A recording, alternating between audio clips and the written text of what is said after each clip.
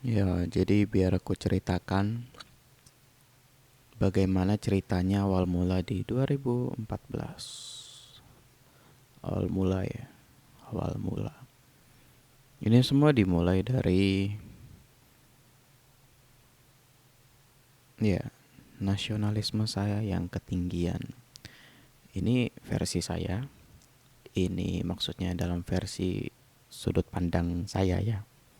Ini versi sudut pandang saya. Jadi kalau ada ketidaksamaan cerita, kalau tidak ada ketidaksamaan cerita ya ini memang sudut pandang saya. Oke, perspektif saya. Jadi saya bisa sekarang akan menceritakan. Ini semua dimulai dari nasionalisme saya yang ketinggian. Oke, nasionalisme saya yang ketinggian. Jadi waktu itu memang eh, rasa cinta tanah air saya memang rasa cinta Indonesia, tanah air dan seterusnya itu ketinggian kebesaran untuk seukuran orang yang bahkan nggak digaji oleh negara sama sekali ya.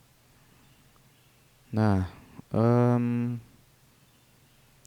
jadi mulailah saya mulai agak berlagak kayak aktivis. Oke, aktivis. Terus saya mempunyai ide-ide bagaimana memajukan negara. Lalu saya mempelajari bagaimana sistematika MK ya, Mahkamah Konstitusi, bagaimana kita bisa menyalurkan pendapat-pendapat kita. Itu saya mempelajari itu semua waktu itu ya. Nah, terus mempelajari itu ya otodidak lah. Terus dengan nasionalisme yang ketinggian itu dan bisa dikatakan seperti terus ada semangat reformasi, semangat juang, semangat em, tapi dalam versi ini ya dalam jalur pintarnya ya, dalam jalur pintarnya, nggak dalam jalur orang demo terus ngerusakin barang, enggak. Saya mungkin ngambil jalur jalur intelektualnya. Terus bagaimana caranya supaya ini goal bukan cuma ngerusak fasilitas-fasilitas publik, terus anggaran APBN APBD tembus beres. Nah, ya kalian tahu lah cara mainnya, kalian pasti ngerti lah bagaimana ceritanya, ya kan? Maksud saya ada job ya ada uangnya. Nah, enggak, saya enggak dari jalur jalur pengerusakan atau jalur itu. Saya memang benar-benar mau membuat impact pada negara ini. Waktu itu ya membuat eh bisa dibilang eh berhasilnya itu memang idealisme saya itu memang benar-benar terterapkan gitu ya, seperti Pancasila karya Insinyur Soekarno dan kooperasi karya Dr. Andes Muhammad Hatta. Dan memang bisa dikatakan militerisme Pak Soeharto memang beberapa harus diterapkan lagi, ada beberapa, nggak semuanya ya, nggak semuanya. Hmm, jadi waktu itu saya memang membuat video IPA dan IPS. Jadi ada beberapa ide saya yang muncul di kepala, mungkin bisa dikatakan sebagai keluhan ya.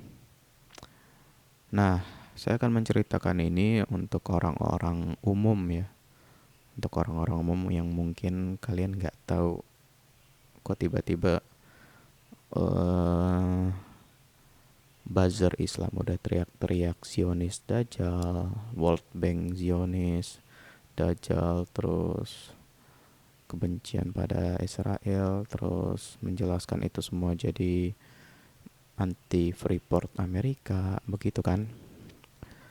Tiba-tiba begitu, terus yang di sana buzzer Bali, buzzer gereja, buzzer macam-macam lah, macam-macam sekali. Terus habis itu yang di WA itu cukup parah ya, pesan beruntun itu, dan semua orang percaya begitu aja. Bahkan anak kecil itu kayak waspada banget sama saya. Mereka berarti semua orang ini di negara ini masih gampang sekali terbodohi gitu. Bahkan di mana nggak ada buktinya sama sekali, atau buktinya dibuat-buat, gampang sekali dibodohi.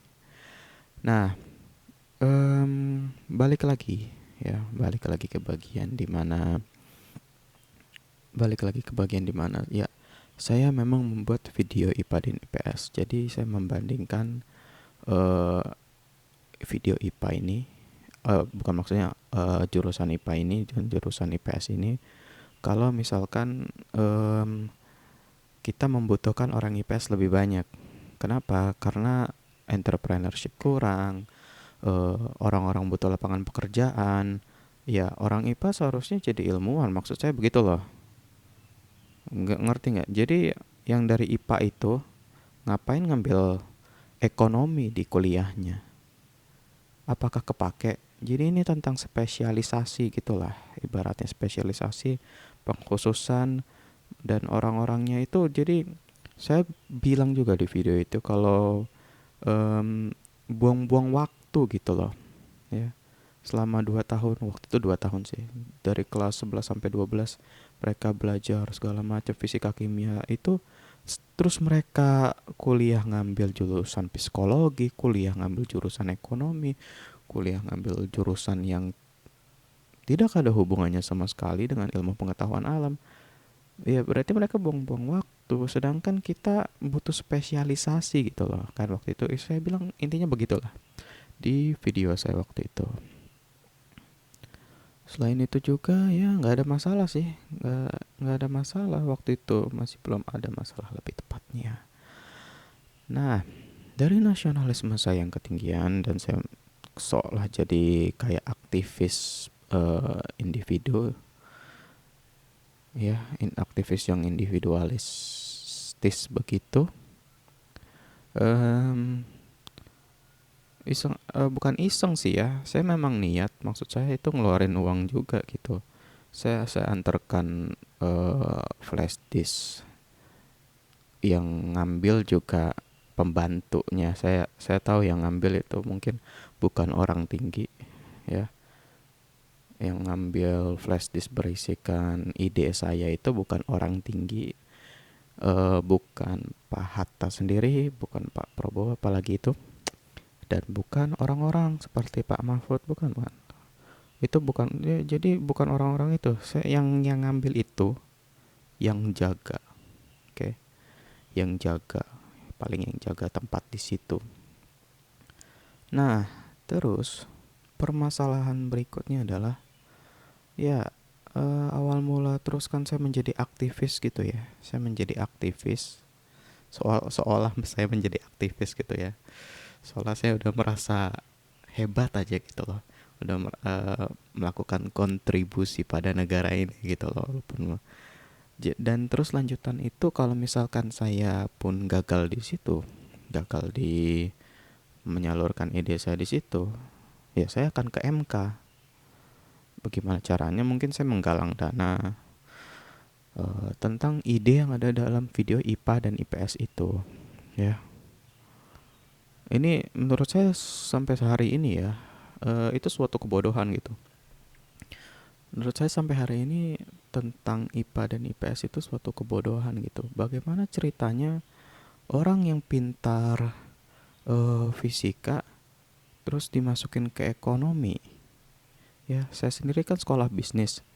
Ada memang teman yang sekolahnya SMA-nya IPA terus dia masuk ke ekonomi. Yang jadi soal adalah saya harus ngikutin dia gitu loh, ngulang beberapa materi bab dan lain sebagainya gitu. Jadi kenapa nggak yang dipelajari di SMA gitu kan, terus pasti kuliah itu ya tinggal lanjutannya aja. Jadinya bagi saya juga pas waktu perkuliahan itu tingkatan ekonominya ngulang lagi, mundur gitu loh. Kita harusnya udah maju gitu loh. Sedangkan pengangguran banyak banget, banyak banget di Indonesia itu, agak parah persentasenya. Parah dan konyol menurut saya. Jadi siapapun yang bisa menyelesaikan persoalan pengangguran ya, kemungkinan dia bakal jadi pemimpin negara ini deh. Pendapat pribadi ya, pendapat pribadi. Enggak sih, beberapa orang lainnya juga, beberapa dari kami juga berpendapat seperti itu. Dan itu terjadi juga di Jepang dan Amerika tuh. Oke. Balik lagi ke permasalahan IPA dan IPS. Jadi ya, yang menerima itu jelas bukan orang penting. Lalu eh saya nonton di TV, saya mantau sebagai orang yang nasionalismenya waktu itu ketinggian. Saya mantau, saya ngeliatin di TV secara normal ya, secara orang-orang normal ya. Eh bahwa Pak Hatta dan Pak Hatta Rajasa ngomong itu ada di TV One, ada di Metro juga. Kalau dia mempermasalahkan Freeport, beliau mempermasalahkan Freeport. Saya sendiri pun ngelihatnya ini apa nggak bermasalah ya. Saya sendiri pun ngelihatnya ini apa nggak bermasalah. Maksud saya Freeport jelas ya, emasnya kemana gitu kan, ke Amerika. Bukan sih, sebenarnya bukan ke pemerintahannya ya. Jadi agak ada, mereka sistemnya agak, ya udahlah nanti aja bahasnya. Nah, pokoknya gitu. Terus saya sendiri pun jadi gimana ini loh, ini kok dia berani banget bahas itu gitu. Ini kita balik lagi ke Pak Hatta Rajasa yang mempermasalahkan Freeport di TV nasional lagi. Mungkin beritanya jelas dengan sangat gampang akan masuk ke pusat sana, ke pusatnya Amerika sana kan, teng gitu. Ya nggak ada lagi, saya cuma ngeliatin dari TV doang. Terus saya mau ngapain lagi? Iya, saya mau ngapain lagi? Nggak ada.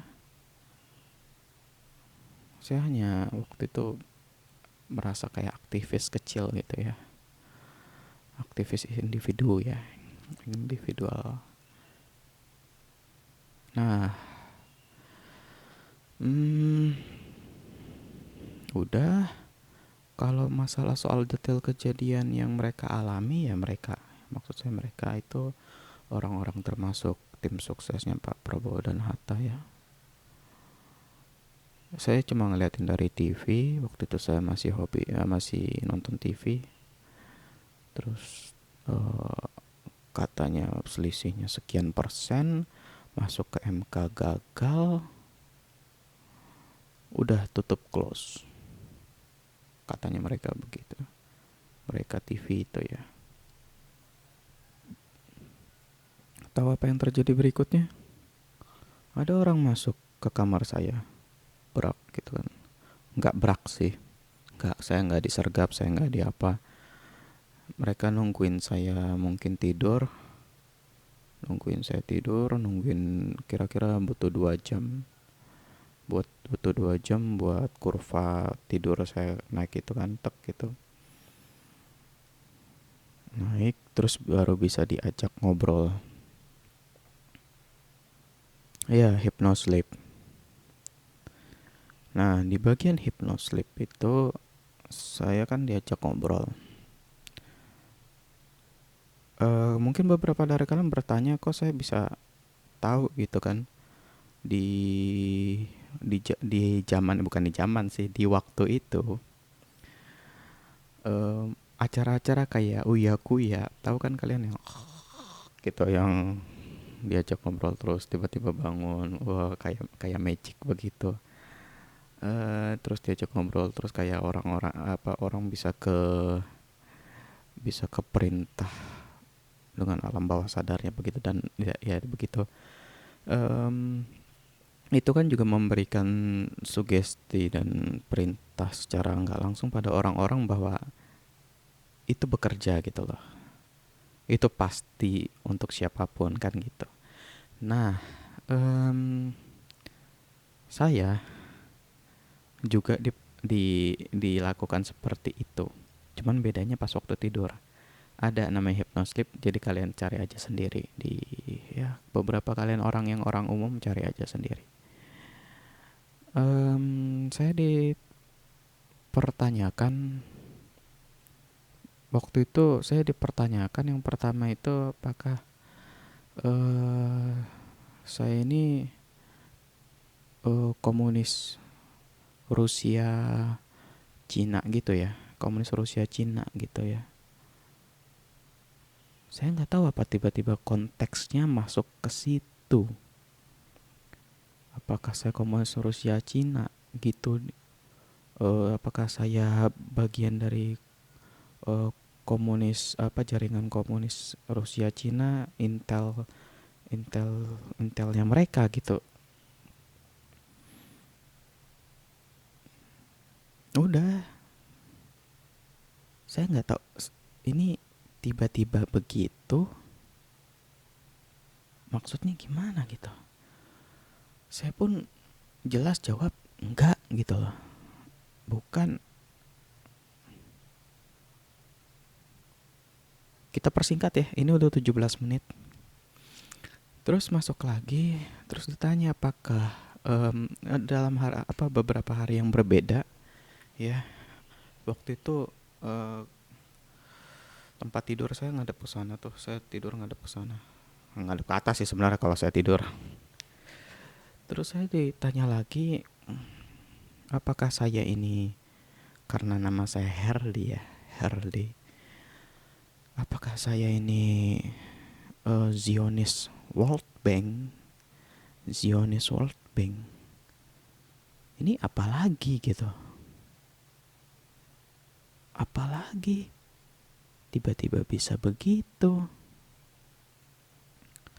Waktu itu tuh saya belum mencapai di mana mengetahui akar masalahnya apa. Di mana saya dibilang dijadiin Zionis World Bank. Saya nggak tahu itu soal bagian begitu. Ini akar masalahnya apa, tiba-tiba saya dipertanyakan sebagai Zionis World Bank atau ke bagaimana gitu ya. Lalu berikutnya masih itu berselang memang berkali-kali ya mereka keluar masuk begitu. Iya, dan melihat dari uh, buku-buku yang saya baca, terus habis itu buku-buku apalagi seperti buku intelijen. Terus saya juga membaca buku-buku hipno yang seperti di video saya sebelumnya. Saya udah cerita begitu. Em, saya disugestikan, diperintahkan untuk mengikuti mereka. Saya nggak bilang, memang saya nggak bilang kalau yang di bom itu kedubes Amerika Serikat ya. Itu nggak waktu itu sugesti perintahnya itu cuma ngikutin mereka, eh ngikutin mereka, bunuh diri lagi, entah apapun itu. Cuman kan belakangan baru tahu, itu nanti cerita lain lagi deh. Belakangan baru tahu ternyata targetnya adalah kedutaan besar Amerika Serikat. Jadi urutannya begitu gitu loh. Saya memang waktu itu sengaja sekali pintu pintu itu nggak saya kunci, karena saya nggak tahu sama sekali waktu itu permasalahannya apa. Mereka berarti saya udah jawab enggak di komunisme. Terus saya jawab iya sih sebenarnya waktu itu di bagian World Bank, terus kok saya dijadikan mau ditumbalkan. Bayangkan.